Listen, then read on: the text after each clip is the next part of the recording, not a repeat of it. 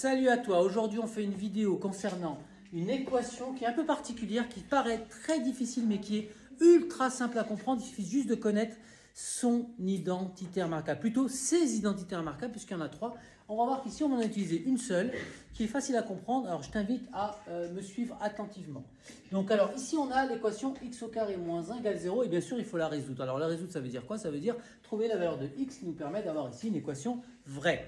Donc ici, qu'est-ce qu'on remarque? On remarque qu'on a quelque chose du type x au carré moins 1. Donc on va les réécrire de ce type-là. Donc x au puissance 4, en fait c'est x au carré, le tout au carré, moins 1 égale 0. Donc j'ai réécrit mon équation.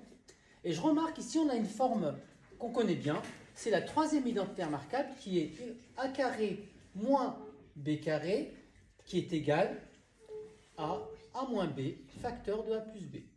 Donc on va utiliser cette identité remarquable afin de pouvoir résoudre cette équation. Donc ici on a a carré, car qu'est-ce qui joue le rôle de a? Ici joue le rôle de a, c'est x carré. Qu'est-ce qui joue le rôle de b? C'est 1. Donc on va la réécrire. Donc ça veut dire que je vais écrire ici a, donc c'est x carré, donc x carré moins 1, voilà mon a moins b, et puis x carré plus 1 pour mon b égale 0. Et là on remarque qu'on a encore une identité remarquable dans une identité remarquable. C'est un peu comme les poupées russes, hein. On a une poupée russe dans la poupée russe.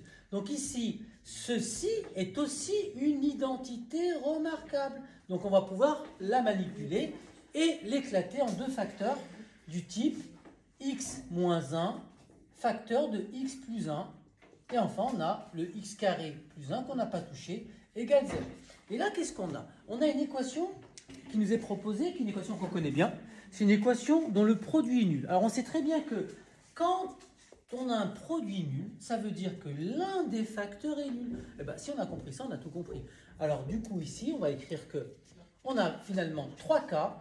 On a soit x moins 1 égale 0, soit x plus 1 égale 0, soit x au carré plus 1 égale 0. Donc en fait, on a une équation qui a trois solutions. La première, elle est évidente.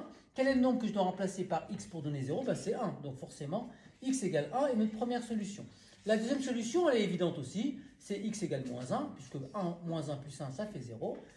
Et la troisième, ici, par quoi doit-on remplacer x ici pour avoir 0? Eh bien, par rien. On n'a pas de solution. On n'a aucune valeur pour laquelle on peut remplacer x, puisque ça donnera toujours, x au carré sera toujours positive, donc x au carré plus 1 sera toujours positive, donc ici, on n'a pas de valeur. Donc notre équation se résume en une seule chose, c'est que l'ensemble des solutions, ici, est composé de deux solutions, c'est-à-dire x égale 1 et x égale moins 1. Et je t'invite à vérifier, donc ici, quand on remplace x par 1 puissance 4, c'est 1 fois 1 fois 1 fois 1, ça fait 1. 1 moins 1, ça fait bien 0. Et moins 1 puissance 4, eh bien, ça fait moins 1 fois moins 1 fois moins 1 fois moins 1. Et un nombre pair de moins 1, ça fait aussi 1. Et 1 moins 1, ça fait 0. Je te souhaite une agréable journée, une agréable soirée. N'oublie pas, prends soin de tes parents.